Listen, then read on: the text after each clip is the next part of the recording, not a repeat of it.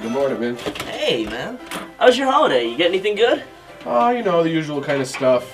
Wife got me some tools, a tie from the kid, you know. What about you? Did you get anything cool? Any new gear or anything? No, I was hoping for a new pistol from Santa, but... Yeah, I wanted to see a new AEG under my tree, but no luck. Yeah, oh well. Yeah. Oh, hey, so did you hear about that new review wait on... Wait a minute. Do you hear that? Do you hear? What? Solar coming from... Ho, ho, ho! How you doing, fellas? Santa, what are you doing here? It's not Christmas anymore. Well, boys, I was in the neighborhood and I thought I'd bring you something because you helped me out that one time. Oh, Santa, you don't have to do that. No, That no, was our it's pleasure. no problem at all. Wow, what are you? Wow. Thanks. And one for you. Oh, wow. Check that out. Look at that, man. Well, boys, I better be going. I don't want Mrs. Claus to be thinking I got shot down or anything. Okay, Well, Merry Santa. Christmas. Merry Christmas, Santa. Thank you. This is so cool. Yeah, really. Man.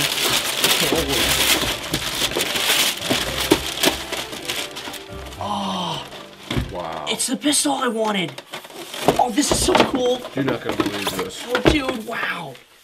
Dude, check it out. No, dude, check What? it out. What? Oh, my New God. Thompson. That is so cool.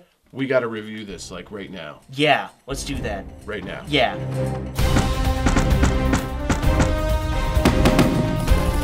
Welcome to another episode of Rapid Fire Review, an airsoft gun review show brought to you by the people at PyramidAir.com. I'm your host, Barry Goodband. And I'm Nick Miller, and today we're going to be reviewing the Thompson M1A1 Military by King Arms. Alright, so when you open up the box, you're going to find the gun itself, the 60-round mid-capacity magazine, a speed loader, and this grade on jamming and cleaning rod. You're also going to find an 8.4 volt, 2000 milliamp, large style battery with a large connector and a standard wall charger. All right, so when you pick this gun up for the first time, obviously the first things you're going to notice is that the foregrip, the pistol grip, and the stock are all made out of high quality ABS plastic that's finished in this wood grain. Yeah, when we first pulled it out of the box, I honestly thought that it was real wood. You know, obviously once you handle it, you can tell that it's plastic, but I think it adds to the overall tone of the gun. Oh yeah, you wouldn't want anything but a wood finish on one of these classic pieces. It really sets it off nicely. Exactly. Finishing up with the body here, you're going to notice that the lower receiver is also made out of plastic, but the upper receiver and outer barrel are all metal. It's very sturdy, very sturdy. Absolutely it is. So we're going to move on to the control features here. On the left side of the gun, we're going to notice the safety catch here. It's clearly marked, fire and safe. The rear position is in the safe mode, and pointing forward is for the fire mode.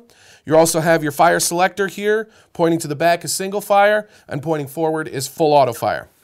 I'm also going to show you how to insert a magazine here. As you can see here, there's a rail that the magazine slides up on. You get that locked in there, push up, and it locks right into place. It's very, very sturdy. And when you're ready to eject the magazine, the release for it's also located here to the left side of the gun. You just lift up on that, slides right out for you. Also, located on the bottom of the gun here, we have two pretty good sling mounts, and they're built into the gun pretty well, I think. Yeah, if you so choose to add a sling to this gun. Yep. All right, here on the top of the gun here, just want to point it out, you've got your standard sights, a diopter in the back, and a single blade in the front. Now on the back sight, it's got this notch on the top, so if you decide to have, choose a different sight picture, you can. And to adjust it, it's a very easy process. To adjust elevation, all you have to do is pull up or push down on your tab here. And to adjust windage, it's just side to side. Yeah, and when you're adjusting that sight, you'll be able to feel little clicks as you move it along in the position, and that's going to hold it in position. Yeah, it'll lock into that spot. I also like the way the shroud is here. This is there to protect that rear sight from getting bumped or knocked out of position so that your gun's going to stay on target the whole time. Yep. Another cool feature about this gun is a very easy to access hop-up. Now this is right out there in the open. Some guns like M4s, you got to pull back on the charging handle. On this one, it's non-functional, it's there for decoration, but on an M4, you pull back on the charging handle, pops open the dust cover, exposes a hop-up, or on like a gas pistol. Oh, if you've got a gas pistol, more often than not, you got to break the whole thing down before you can change the hop-up. Take off the slide, break it down. Of course, that's, you need to know that for maintenance, but if you're trying to do it on the fly, it's a little difficult. This one, it's right out there in the open. Yeah, this is one of my favorite features on this gun, no doubt. The hop-up being accessible like that, you don't even have to move out of your primary firing position.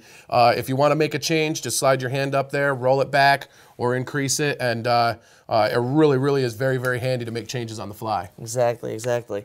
Now, one of the last features I want to touch on real quick is this battery compartment. This, by far, is the most easy to access battery compartment that I've ever seen on an AEG. Some of them, you know, you got to use screwdrivers and you're using tools out in the field. Little parts that can get lost, that's a pain in the butt. This one, like a snap, you flip down this, this little door here, you pull out on the butt plate, and that turns and flips out of the way, and now you can access your battery compartment. One of the things that I really, really like about this design, and I thought it was really, really clever, is that on the real-world counterpart to this little door here would actually hide a cleaning rod and a little cleaning kit for the weapon. I think it's really, really clever how they've engineered the battery compartment into the stock here, and it has a number of advantages, including being in this plastic buttstock away from the metal parts of the gun. It's going to keep the battery just a little bit warmer in cold climates. We've talked about it before on the show. We play up here in upstate New York, and keeping your AEG's battery warm is definitely at a premium so that you can stay out in the field just a little bit longer. Yeah, exactly. So getting the battery in is a very, very simple process. It's very nicely built. You just slide your battery in right like this, hook up your Tamiya connectors, make sure that they're the right way around there. And then also, if you can see down in here, there's another compartment that's built for stowing this fuse and the Tamiya connector. And I really like the fact that they included this fuse in there, because if you do decide that you want to experiment with different sorts of battery options, that fuse is there to protect the internals of the guns in case you do encounter a problem. Yeah. You don't wind up having to reinvest in a whole new gun. And as I said, I really like this extra compartment here. Makes it very, very easy to stow the wires well out of the way of the working parts, so they're not going to get pinched off, they're not going to be damaged in any way, and it closes up There we go. just like that. My favorite part about this, like I said before, you don't need tools to change a battery. Ease of operation out in the field. Say you're at an all-day op, you know, you're playing all day long or something like that, and you need to change out your large battery. You don't have to worry about losing stuff when you're not at your workbench. You can do it out in the field, and you don't have to any worries whatsoever. One of my first AEG purchase ever was one of these Thompson replicas, and I was able often to change batteries in the field, you know, without having to respawn or take the time out. Just doing it right there on the fly. Exactly. It's really, really intelligent It's pretty design. cool. It's pretty cool. All right, now that we've pretty much covered everything, why don't we take this sucker on over to the range and see how it performs? Let's do that. All right.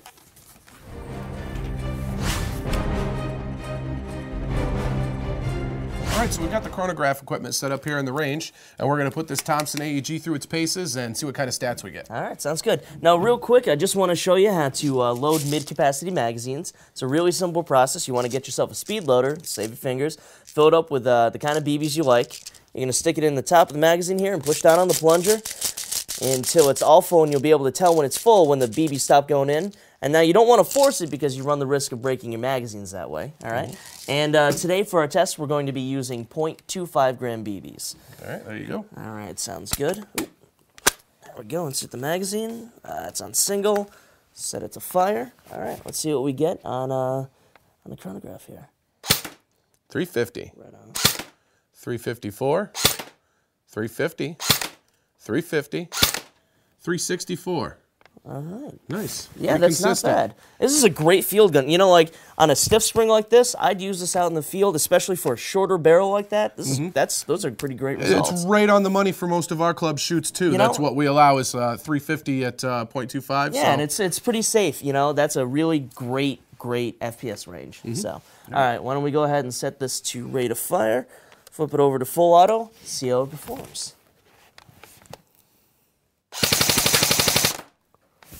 12.1. 12.1 rounds a second. Not bad. With an 8.4 battery. You know, and a stiff spring, I mean, that's rocking, you know, and it's not going to burn through your magazines too quick. You can conserve ammo, but still lay down a good, you know, a good amount of fire on your enemies. So, all right, Absolutely. cool. I'm going to slip this to single and safe for you. Why don't you go ahead and show us the accuracy on this one? All right, let's do that. All right.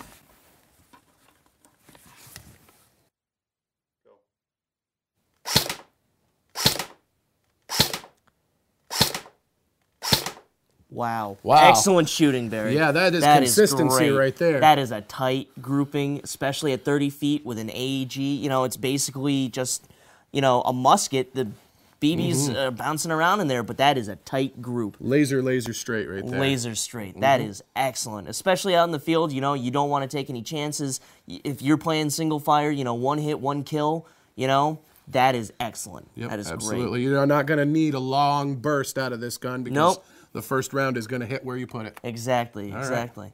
All right, why don't you show us the full auto accuracy on this guy? All right.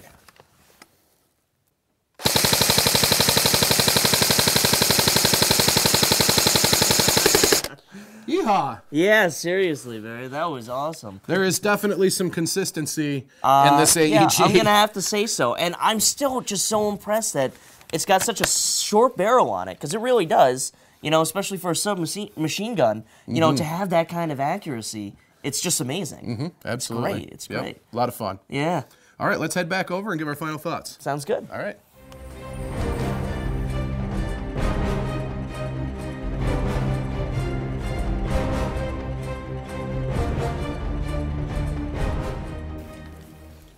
All right, Nick, why don't you give us your final thoughts on the M1A1 Thompson? All right. Well, Barry, for me, the thing that I enjoyed the most about this gun were the authentic trades on this. You know, on this side you have the Thompson submachine gun, and on the right-hand side of the gun you have Auto Ordnance Corporation, and here up on top you have the Thompson arrowhead etched right into the receiver. And you know, the fact that the manufacturer took the extra time and effort to obtain trades through licensing, that's super cool for me. I mean, it makes this gun just look extra cool. It's Absolutely. extra snazzy. They do it. Go that extra mile with the trades to produce a very realistic piece. And if you've followed this show at all, you know that that's what I'm all about. Realism in these historical pieces. But to be honest with you, I'm going to sweep all that aside this time because this right here is absolutely the most accurate gun we've had on this show yet. By far. Absolutely a pleasure to shoot this gun. That target at 30 feet did not stand a chance. I must stress that this is extremely accurate gun. It's just amazing in the short barrel length. Yep. An absolute pleasure to shoot this gun. It was a lot of fun. Very impressed. Exactly. All right, well, that's just about it for the Thompson M1A1. But keep your eyes open because we'll be back in the near future and we'll have another cool gun from PyramidAir.com. But until then, I'm your host, Barry Goodband. And I'm Nick Miller. And remember, if you have any questions at all, feel free to email us at rapidfirereview@PyramidAir.com. And one more thing before we go, guys. Always remember that airsoft guns are realistic copies of actual firearms. So always play safely and act responsibly. We'll see you guys on the field.